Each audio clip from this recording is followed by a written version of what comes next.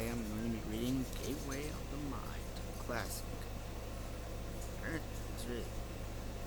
I'm going to be linking it down in the description below because I'll just read it. In 1983, a team of deeply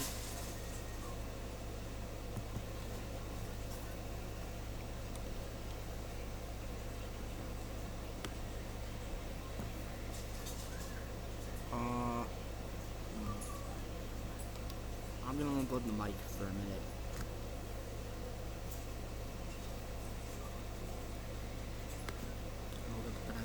Sorry, pronunciation, guys.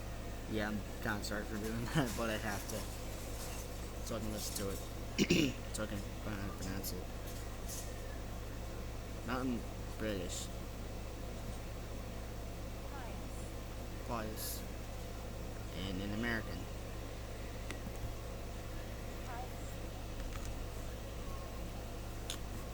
Sorry about that. A group of team of deeply pious scientists conducted a radical experiment in an undisclosed facility. Scientists had theorized that a human without any access to any senses, or ways to perceive stimuli, would be able to perceive the presence of God. They believed that the five senses cloud our awareness of eternity, and without them, a human could actually establish contact with God by thought. An elderly man who claimed to have nothing left to live for was the only test subject to volunteer.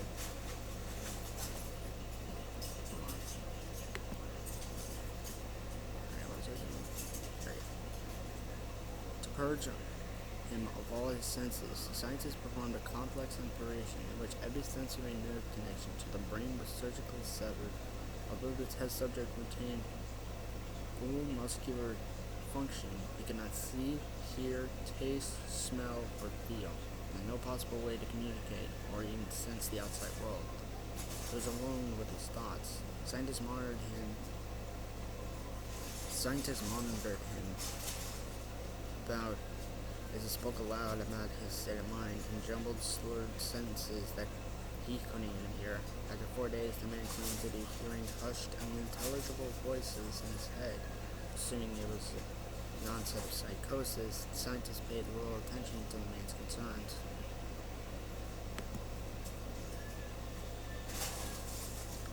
Two days later, the man cried that he could hear his dead wife speaking with him, and even more, he could communicate back.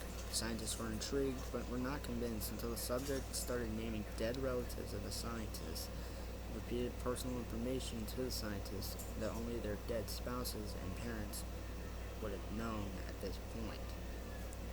At this point, a sizable portion of the scientists left the study.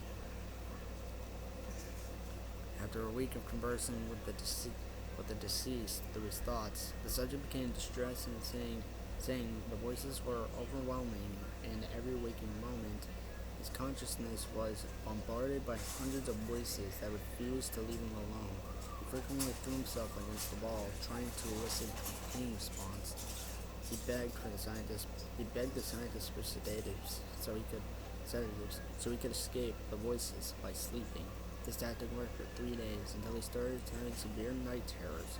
The subject repeatedly said that he could see and hear the deceased in his dreams. Only a day later, the subject began to scream and claw at his non-functional eyes, hoping to sense something in the physical world. The hysterical subject was now said the voices of the dead were deafening and hostile, speaking of hell and the end of the world. At one point he yelled, "No heaven, no forgiveness," for 5 hours straight. He continually begged to be killed, but scientists were convinced that he was close to establishing contact with God.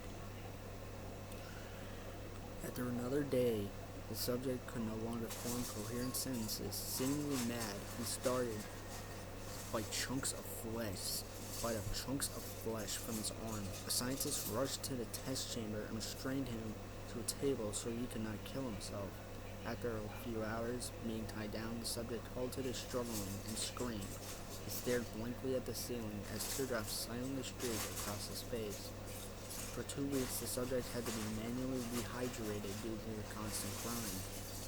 Eventually, he turned his head and, despite his blindness, made focused eye contact with the scientist for the first time in the study. He whispered, "I have spoken with God, and he has abandoned us." And his vital signs stopped. There was no apparent cause of death.